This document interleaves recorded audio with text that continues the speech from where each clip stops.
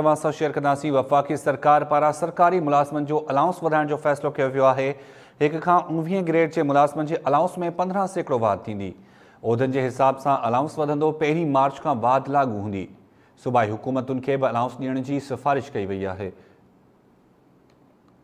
वफ़ाक़ी सरकार पारां सरकारी मुलाज़िमनि जो अलाउंस वधाइण जो फ़ैसिलो कयो वियो आहे। 1 खां 19 ग्रेड जे मुलाज़िमनि जे अलाउंस में 15% वाध थींदी।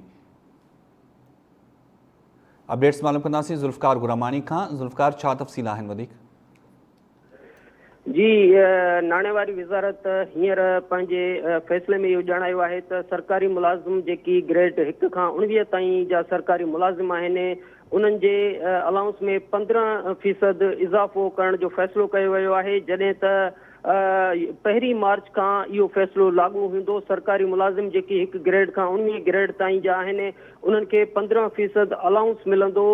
1 मार्च खां जेका पघार ईंदी उन हवाले सां वधीक जेकी तफ़सील आहिनि उन्हनि में इहो चयो वियो आहे त बुनियादी जेका तनख़्वाह आहे, बुनियादी पघार आहे, उन जे बुनियाद ते ई अलाउंस हूंदा। पर जेका बुनियादी जेका पघार आहे, बेसिक पे, यानी उन में इहो अलाउंस शामिल करण जे लाइ समरी बि तयारु करण जो फ़ैसिलो कयो वियो आहे। जॾहिं त वफ़ाक़ी हुकूमत सूबनि खे बि 15% अलाउंस वधाइण जे हवाले सां सिफ़ारिश कई आहे। टाइम स्केल प्रमोशन जे लाइ समरी तयारु करण जो फ़ैसिलो बि कयो आहे।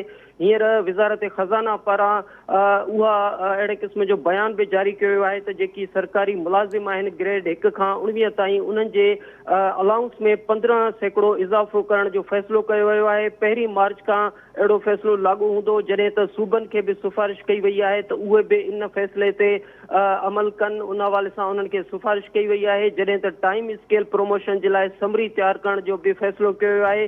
सरकारी मुलाज़िम जिन जो ग्रेड 1 खां 19 ताईं आहे उन्हनि खे 15% अलाउंस ॾियण जो हुकूमत फ़ैसिलो कयो आहे।